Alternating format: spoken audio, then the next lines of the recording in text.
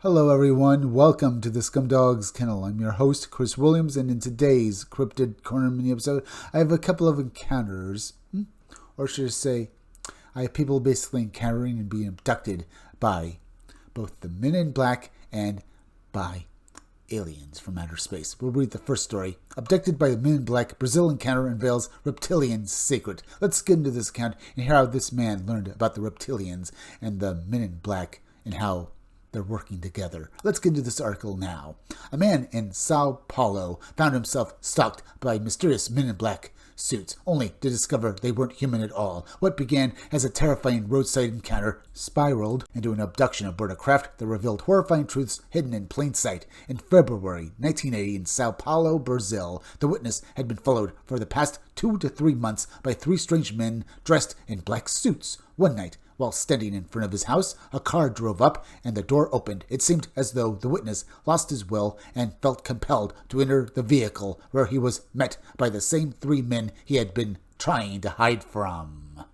Okay, for months this man felt threatened by these men. Do you think he suspected that they were actually maybe members of the Men in Black, or that they had any relationship to alien reptilians? Or do you think they were just criminals, for whatever reason, were interested in him?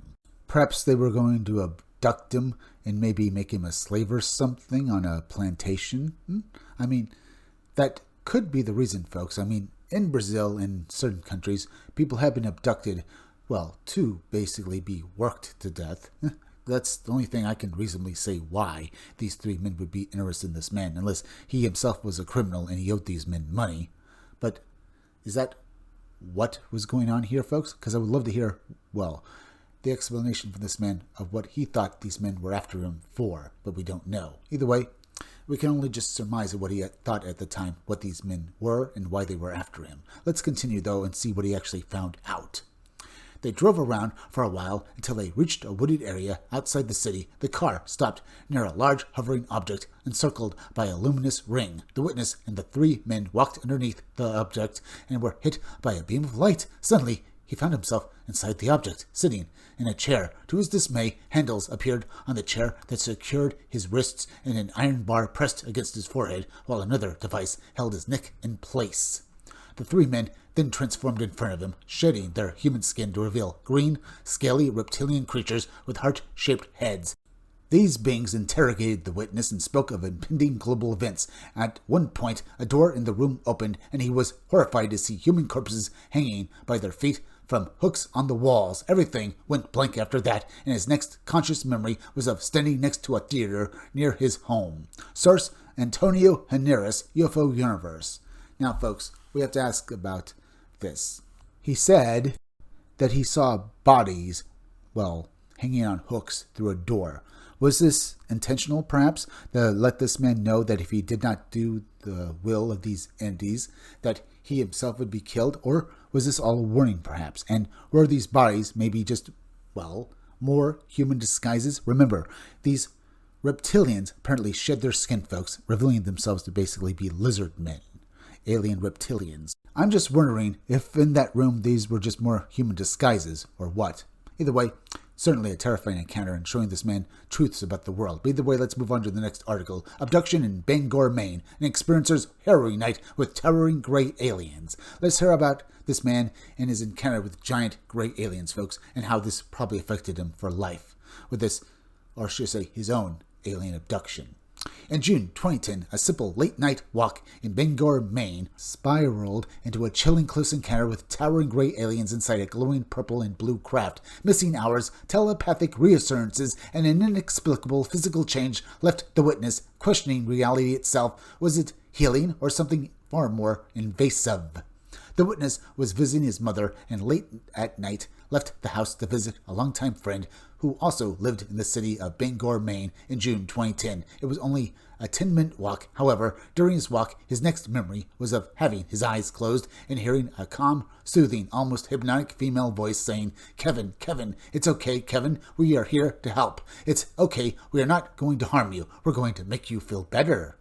When he opened his eyes, he was initially blinded by a bright light that soon vanished, revealing a room. In the room, he saw two gray aliens who were very tall. He noticed that the walls were painted in two different colors, purple on the top and blue on the bottom, resembling a trim around the room. Light seemed to emanate from these colors.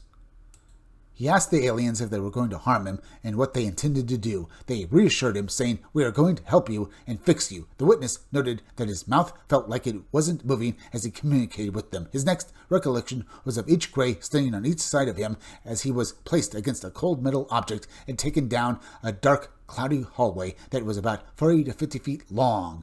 Before reaching the next room, he saw a group of 7 to 8 foot tall gray humanoids huddled together. To his right, there was an exit to another room next to them that led into a white hallway, and to the left of the group was a smaller cluster of about 5 grays.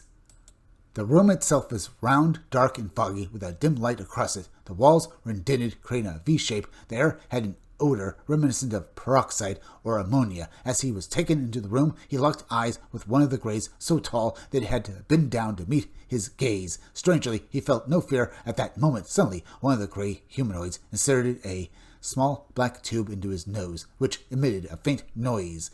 The humanoid had long fingers and a small mouth that moved up and down like a fish, but it did not speak. After that happened, he remembers screaming. Throughout the experience, he continuously heard a soft, calm voice assuring him, "It's going to be okay. We are here to help." He then found himself slammed onto a metallic table and moved to another area of the room. At this point, he became defensive and began kicking the humanoids around him. One of the creatures fell against a wall and then collapsed. The other grays quickly backed away, and his next memory was of being on the side of the road again, confused and tired. A police officer drove by and stared at him strangely, but did not stop to assist. It was now nearly 6 o'clock a.m., and he realized he had lost nearly 5 hours of time. Okay, folks, these entities said that they were going to basically help him, but it seems like all they did was abuse and experiment on this man. So, what do we make of it? Were they telling the truth? Did they help him? Or was it all just a lie, just to, abuse? And as I said, perform some sort of experiments on him. Either way, very interesting. But let's finish off this article and then talk about this story and the one, we read before.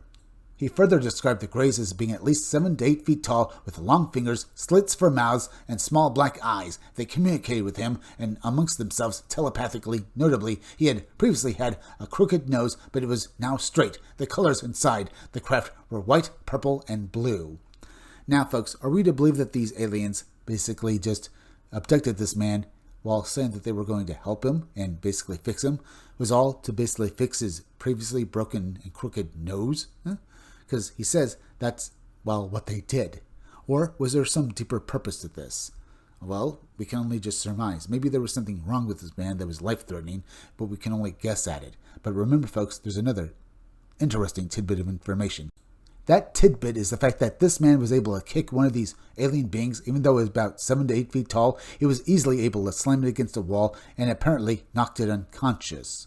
So, even though these beings are considerably bigger than a regular human, folks, it sounds like they're far weaker. So weak, in fact, that even the slightest kick from a regular person can basically take out one of these things quite easily. So, I'm just saying, folks, remember, he says that they communicated with each other and with him telepathically. I'm just wondering, folks, that was he actually seeing these entities for what they really are?